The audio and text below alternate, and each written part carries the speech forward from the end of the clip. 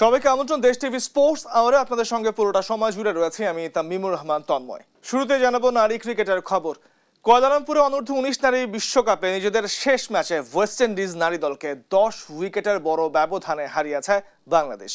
বৃষ্টির কারণে এদিন 13 ওভারে নেমে আসা ম্যাচে ওয়েস্ট ইন্ডিজের 54 রানের লক্ষ্যে ব্যাট করতে নেমে মাত্র 8 ওভার 5 বলেই টপকে যায় ফাহমিদা চয়া ও জুরাইরিয়া ফেরদৌসের দারুণ ইনিংসে। বিস্তারিত জানাচ্ছেন জুবাই নূর। বাংলাদেশের ক্রিকেট ইতিহাসে আজকের দিনটি ছিল দুটি ভিন্ন প্রেক্ষাপটে। সেন্ট কিটসে বাংলাদেশ নারী জাতীয় দল যখন টি-20 সিরিজের প্রথম ম্যাচে 8 উইকেটে হারের হতাশায় ডুবছিল, ঠিক তখনই কুয়ালালামপুরের অনূর্ধ্ব 19 নারী দল উপহার দিল দুর্দান্ত এক জয়ের। মেয়েদের অনূর্ধ্ব 19 বিশ্বকাপে নিজেদের শেষ ম্যাচে ওয়েস্ট ইন্ডিজকে 10 উইকেটে হারিয়ে এক অবিস্মরণীয় জয় তুলে নিয়েছে জুনিয়র টাইগ্রেসরা। বৃষ্টির কারণে ম্যাচটি নেমে আসে 13 ওভারে। ওয়েস্ট ইন্ডিজ ব্যাট করতে নেমে সংগ্রহ করে মাত্র 54 রান। এই লক্ষ্য তাড়া করতে বাংলাদেশ সময় নেয় মাত্র বল। টস জিতে ফিল্ডিং নেয়া বাংলাদেশ দল শুরু থেকেই চাপে রাখে ক্যারিবীয়দের। বল হাতে বাংলাদেশের নিশিতা আক্তার ছিলেন দুর্দান্ত। 3 ওভারে মাত্র 11 রান দিয়ে তিনি তুলে নেন 3 উইকেট। তাকে সঙ্গ দিয়ে আনিশা আক্তারও 13 রানে শিকার করে নেন 2 উইকেট। ওয়েস্ট ইন্ডিজের ব্যাটারদের মধ্যে কেবল অমৃতাই কিছুটা প্রতিরোধ করার চেষ্টা করেন, কিন্তু তার 16 রানের ইনিংসও যথেষ্ট ছিল না। 55 রানের সহজ লক্ষ্য পেয়ে বাংলাদেশি 2 ওপেনার ফাহমিদা চয়া এবং জুয়াইরিয়া ফেরদৌস শুরু থেকেই দেখে শুনে ব্যাট করেন। ফাহমিদা অপরাজিত থাকেন 14 রানে, আর জুয়াইরিয়াও খেলেন 25 রানের অপরাজিত ইনিংস। তাদের অবিচ্ছিন্ন 39 রানের জুটিতে 10 উইকেট হাতে রেখেই সহজে জয় ছিনিয়ে নেয় লাল সবুজের প্রতিনিধিরা। জুবাই নূর, স্পোর্টস ডেস্ক, দেশ টিভি। এদিকে সেন্ট কিটসের প্রথম নারী টি-20তে ওয়েস্ট ইন্ডিজের কাছে 8 উইকেটে হেরে 1-0 ব্যবধানে পিছিয়ে গেছে বাংলাদেশ নারী দল। ওয়ার্নার পার্কে আগে ব্যাট করতে নেমে এদিন অধিনায়ক নিগার সুলতানা জ্যোতির 50-তে 3 উইকেটে 144 রান করে টাইগার্সরা। জবাবে ব্যাট করতে নেমে হ্যালি ও ডটিনের 50-তে 19 বল হাতে রেখে সহজে এই জয় তুলে নেয় ওয়েস্ট ইন্ডিজ। রিফাত আঞ্জুম জানাচ্ছেন বিস্তারিত। ওয়ানডে সিরিজে ব্যর্থতার পর টি-20 সিরিজে ওয়েস্ট ইন্ডিজের বিপক্ষে মাঠে নামে বাংলাদেশ নারী দল। ফরম্যাট বদলালেও ভাগ্য আর বদলায়নি টাইগ্রেসদের। পরাজয় 7 নিয়ে মাঠ ছাড়ে জ্যোতির দল। ওয়ার্নার পার্কে টস জিতে ব্যাট করতে নামে বাংলাদেশ। দলীয় 19 রানে দিলারা আক্তার 12 রান করে আউট হন। দলীয় 43 রানে আরেক ওপেনার সুবহানা মুস্তারি 22 রান করে প্যাভিলিয়নে ফেরত যান। তৃতীয় উইকেটে শারমিন আক্তারকে সাথে নিয়ে বড় রানে জুটি করেন অধিনায়ক নিগার সুলতানা জ্যোতি। এই দুজনের ব্যাটেই বাংলাদেশ স্কোরবোর্ডে লড়াই করার মতো সংগ্রহ পায়। শারমিন 37 রান করে দলীয় 125 রানে আউট হলে ভাঙে 82 রানে তৃতীয় উইকেট জুটি। অধিনায়ক জ্যোতি ব্যাট চালিয়ে রান তুলে 50 তুলে নেন, তবে শেষ দিকে কেউই দ্রুত রান তুলতে পারেননি। 3 উইকেটে 144 রান তোলে বাংলাদেশ। জ্যোতি 40 বলে 53 রানে অপরাজিত থাকেন। 145 রানের টার্গেটে ব্যাট করতে নেমে উদ্বোধনী জুটিতে 63 রান যোগ করেন কিওয়ানা জোসেফ ও হ্যালি ম্যাথিউস। 29 রান করে আউট হন কিওয়ানা। 3-এ নামা শিমাইনা ক্যাম্পবেল আউট হন 4 রান করে। ক্যারিবীয় নারীদের জয়ের পথ দেখান হ্যালি ম্যাথিউস ও ডিয়ান্দ্রে ডটিন। 50 তুলে নেন হ্যালি। ডটিনের ঝড়গতি 50 দলের জয় আরও সহজ করে দেয়। 16.5 ওভারে 145 রান তুলে জয় নিশ্চিত করে ওয়েস্ট ইন্ডিজ। হ্যালি 54 বলে 60 ও ডটিন 22 বলে 51 রানে অপরাজিত থাকেন। রিফাত আঞ্জুম, দেশ টিভি, স্পোর্টস ডেস্ক। এবারে জানাবো বিপিএল এর খবর। বিপিএল এ একদিন বিরতি দিয়ে বুধবার 2টি ম্যাচ মাঠে গড়াচ্ছে। দিনের প্রথম ম্যাচে দুপুর 1:30টায় চিটাগাং কিংসের মুখোমুখি হবে রংপুর রাইডার্স, আর দিনের দ্বিতীয় ম্যাচে সন্ধ্যায় 6:30টায় ফরচুন বরিশালের প্রতিপক্ষ ঢাকা ক্যাপিটালস। রিফাত আঞ্জুম জানাচ্ছেন ম্যাচ প্রিভিউ। এবারের বিপিএল এর সবচেয়ে ধারাবাহিক দল রংপুর রাইডার্স। টানা 8 জয়ে সবার আগে প্লে অফ নিশ্চিত করেছে উত্তরবঙ্গের দলটি। এবার তাদের প্রতিপক্ষ চিটাগং কিংস। প্লে অফ নিশ্চিত করার পরই অবশ্য জয়ের ধারায় ছেদ পড়েছে রংপুরের। দুর্বার রাজশাহীর বিপক্ষে সবশেষ 2 ম্যাচে হেরেছে তারা। প্লে অফের আগে আরও 2টি ম্যাচ পাবে রংপুর, তাই তো নিজেদের ঝালিয়ে নেওয়ার ভালো সুযোগ পাচ্ছে রাইডার্সরা। দলগত পারফরমেন্স বেশ ভালো করেছে তারা। চিটাগং কিংসকে হারিয়ে প্রস্তুতি সেরে নিতে চাইবে table topper Rangpur riders. Chittagong kings play অফে খেলার দৌড়ে বেশ ভালোভাবে রয়েছে। 9 ম্যাচে 10 পয়েন্ট নিয়ে চতুর্থ অবস্থানে রয়েছে বন্দরনগরীর দলটি। হাতে থাকা বাকি 3 ম্যাচে সবগুলো জিতলে প্লে অফ খেলা সহজ হবে তাদের জন্য।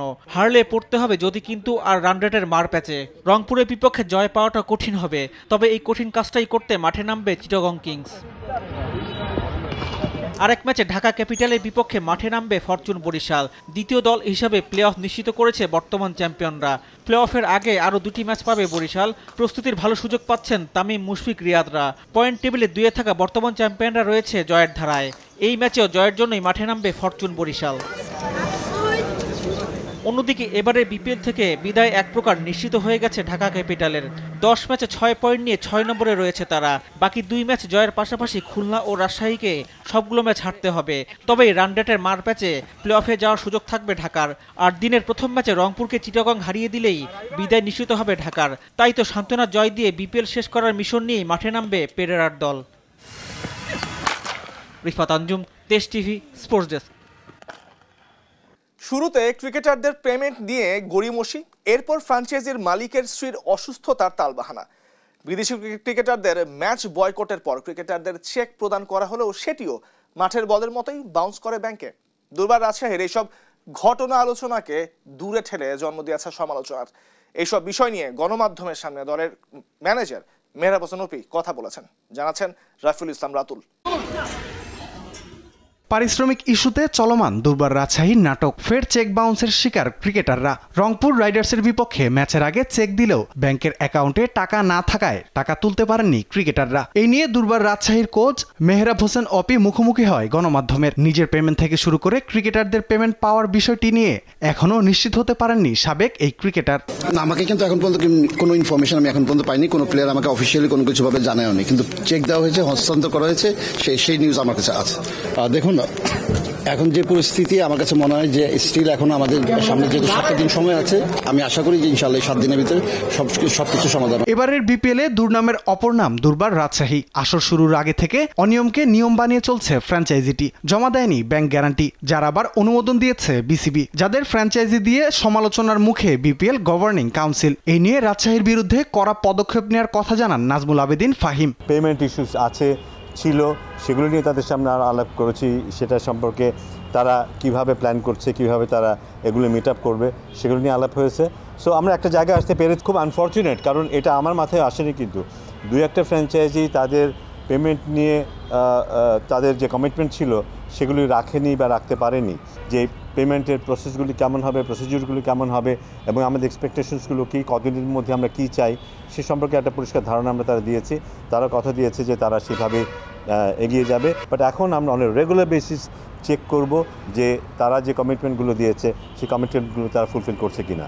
শুধু ক্রিকেটারদের অর্থই নয়, জানা গেছে ঢাকা ও চট্টগ্রামের হোটেল বিলও পরিশোধ করতে পারেননি ফ্র্যাঞ্চাইজিটি, যার কারণে ঢাকায় একটি হোটেলে ওঠার পরও ম্যাচের দিন সকালে বদল করতে হয় হোটেল। এমন পরিস্থিতিতে ভাবমূর্তি ক্ষুণ্ণ হয়েছে বাংলাদেশ ক্রিকেট বোর্ডের। ফ্র্যাঞ্চাইজিটিকে বিপিএল আয়োজনের দায়িত্ব দেয় বোর্ডও পড়েছে সমালোচনার মুখে। এবারের বিপিএলে বোর্ড বেশ কিছু ভালো উদ্যোগ নিলেও এই এক ফ্র্যাঞ্চাইজির কারণে ম্লান হয়েছে বোর্ডের প্রশংসনীয় কাজগুলো। রাফিউল ইসলাম রাতুল, দেশ টিভি, ঢাকা। এদিকে অবশেষে সকল জল্পনার কল্পনার অবসান ঘটিয়ে মাঠে গড়াতে যাচ্ছে দেশের প্রথম বিভাগ ক্রিকেট। বিসিবির সাথে নানা ঝামেলার পর সিসিডিএম এর সাথে সভা শেষে লিগ বয়কটের সিদ্ধান্ত থেকে সরে এসেছে ঢাকার ক্লাবগুলো। মিরপুরের হোম অফ ক্রিকেটে ট্রফি মোচন দিয়ে শুরু হলো লিগ পর্বের আনুষ্ঠানিক সূচনা। রাফিউল ইসলাম রাতুলের আরও একটি প্রতিবেদন। প্রথম বিভাগ ক্রিকেট লিগ নিয়ে অনেক দোলাচলের পরে শুরু হতে যাচ্ছে মাঠের খেলা। এরই মধ্যে মিরপুরের হোম অফ ক্রিকেটে একাডেমি ভবনের সামনে হয়ে গেল ট্রফি উন্মোচন। 20টি ক্লাব নিয়ে আগামী 30 জানুয়ারি শুরু হবে লিগ পর্ব। এর আগে 20 জানুয়ারি শুরু হওয়ার কথা ছিল প্রথম বিভাগ ক্রিকেট লিগ, 17 জানুয়ারি হওয়ার কথা ছিল ট্রফি উন্মোচন। কিন্তু বিসিবি পরিচালক নাজমুল আবেদিনের নেতৃত্বাধীন 5 সদস্যের গঠনতন্ত্র সংশোধন কমিটির কিছু প্রস্তাব নিয়ে আপত্তি তুলে লিগ খেলবে না বলে জানায় ক্লাবগুলো। এরপর 25 জানুয়ারির বোর্ড সভায় কমিটির কার্যক্রম স্থগিত করে দেওয়া হয়। বৃহস্পতিবার 30 তারিখ সকালে আমরা টুর্নামেন্টের লিগটা শুরু করছি এবং ওপেনিং ম্যাচটা হবে সিটি কোম্পানির মাঠে। এই ডিসিশনটা আমরা সবাই ইউনিভার্সিটি এগ্রি করেছি। কিছু ক্লাবের ক্রিকেটারদের অভিযোগ গত মৌসুমের টাকাই এখনো হাতে পাননি তারা। সংবাদ সম্মেলনে এ নিয়ে জানতে চাইলে ঢাকা ক্রিকেট ক্লাব অর্গানাইজার্স অ্যাসোসিয়েশনের আহ্বায়ক রফিকুল ইসলাম বলেন, এরকম কোনো অভিযোগ আমরা এখনো পাইনি। ডেফিনেটলি এটা যে সমস্ত ক্লাবের কাছে আছে, আমাদের কাছে এরকম কোনো কমপ্লেইন আসেনি, সিসিডিএম এর কাছেও আসেনি আমাদের ধারণা। হয়তো আনঅফিশিয়ালি কিছু পেতেও পারে, পেলে হয়তো এটা ব্যবস্থা নেবে, এটা তো বলাই ভাবলে যে এটা পেন্ডিং রাখবে না, সবাই দিয়ে দিবে। এখানে কারো টাকা বাকি রেখে আবার লিগ শুরু করে এটা হয়তো কোনো অফিসিয়ালি করবে না। রাফিউল ইসলাম রাতুল, দেশ টিভি, ঢাকা। ক্রিকেট ছেড়ে জানাবো এবারে ফুটবলের খবর। ফেডারেশন কাপে গ্রুপ চ্যাম্পিয়ন হয়ে কোয়ালিফায়ারে পা রেখেছে বসুন্ধরা কিংস। আসলে গ্রুপ পর্বে নিজেদের শেষ ম্যাচে ঢাকা ওয়ান্ডারার্সকে 5-0 গোলের বড় ব্যবধানে হারিয়েছে বসুন্ধরা জায়ান্টরা। এদিকে দিনের দ্বিতীয় ম্যাচে কেউ জেতেনি ব্রাদার্স ইউনিয়ন আর বাংলাদেশ পুলিশের মধ্যকার লড়াইয়ে। তবে এই ড্রয়ে হেড টু হেডের সমীকরণে কোয়ালিফায়ার্সে ম্যাচে পা রেখেছে ব্রাদার্স ইউনিয়ন। গোলশূন্য হয়েছে এই ম্যাচটি। গ্রুপ টেবিলের তলানির দল ঢাকা ওয়ান্ডার্সকে উড়িয়ে দিয়ে ফেডারেশন কাপের গ্রুপ সেরা হয়ে কোয়ালিফায়ারে পা রাখল বসুন্ধরা কিংস। ফেডারেশন কাপে ফর্টিজ এফসির কাছে হারা দলটাই নিজেদের শেষ ম্যাচে ঢাকা ওয়ান্ডার্সকে 5-0 গোলে হারিয়ে এ গ্রুপে 9 পয়েন্ট নিয়ে হয়েছে গ্রুপ চ্যাম্পিয়ন। বসুন্ধরা কিংসের বিপক্ষে খেই হারায় তলানির দল ঢাকা ওয়ান্ডার্স ম্যাচের শুরু থেকেই। ব্রাজিলিয়ান মিগুয়েলের গোলে 18 মিনিটে লিড নেয় কিংস। সোহেল রানার গোলে বিরতির আগে তাদের স্কোর লাইন দাঁড়ায় 2-0। বিরতির পর আত্মঘাতী গোলে আরও এগিয়ে যায় কিংস। 70 মিনিটে সোহেল রানার দ্বিতীয় এবং 77 মিনিটে তপু গোল করলে কিংস বড় জয় পায়। বসুন্ধরা কিংসের তপু বর্মন ডিফেন্ডার হলেও নিয়মিত গোল করছেন চলতি মৌসুমে। আজও একটি গোল করেছেন এবং ম্যান অব দ্য ম্যাচও হয়েছেন তিনি। এদিকে কুমিল্লার শহীদ ধীরেন্দ্রনাথ দত্ত স্টেডিয়ামে গোল শূন্য ড্র করেছে ব্রাদার্স পুলিশ। শেষ ম্যাচে জয় ছাড়া বিকল্প ছিল না বাংলাদেশ পুলিশ এফসির সামনে। তাদের দিকে তাকিয়েছিল ফর্টিজ এফসিও। গ্রুপ পর্বের শেষ ম্যাচে ব্রাদার্স ইউনিয়নের বিপক্ষে পুলিশ জিতলেই সুযোগ থাকতো 3 ম্যাচ পরেও এ গ্রুপের পয়েন্ট টেবিলে শীর্ষে থাকা ফর্টিসের। কিন্তু দিনের সহজ সমীকরণটাই মিলিয়ে নিয়েছে ব্রাদার্স। পুলিশের বিপক্ষে ড্র করে গোপীবাগের দলটি পৌঁছে গেছে ফেডারেশন কাপের প্লে অফ রাউন্ডে। জুবাইর নূর, স্পোর্টস ডেস্ক, দেশ টিভি। অবশেষে দল বদল করেছেন বাংলাদেশি বংশোদ্ভূত English defender Hamza Chowdhury. Leicester city থেকে ধারে শেফিল্ড ইউনাইটেডে পাড়ি জমিয়েছেন বাংলাদেশি মিডফিল্ডার। প্রিমিয়ার লিগের দল বদলে তাকে এখন দেখা যাবে ইংলিশ চ্যাম্পিয়নশিপে। বিস্তারিত জানবো তাসবিহ শরণের রিপোর্টে। ঠিকানা পাল্টালেন হামজা চৌধুরী। এবার ইংলিশ ফুটবলের দ্বিতীয় সারির দল শেফিল্ড ইউনাইটেডে দেখা যাবে এই মিডফিল্ডারকে। বার্টন আলবিয়ন ওয়াটফোর্ডে ধারে খেলার পর এবার তিনি ধারে খেলবেন শেফিল্ডে। তবে চুক্তিতে স্থায়ীভাবে সেখানে থেকেও যেতে পারেন এই ফুটবলার। নতুন দলে যোগ দিয়ে বেশ উচ্ছ্বসিত হামজা চৌধুরী। শেফিল্ডকে ইংলিশ ফুটবলের সর্বোচ্চ পর্যায়ে নিয়ে যাওয়ার লক্ষ্য এই মিডফিল্ডারের।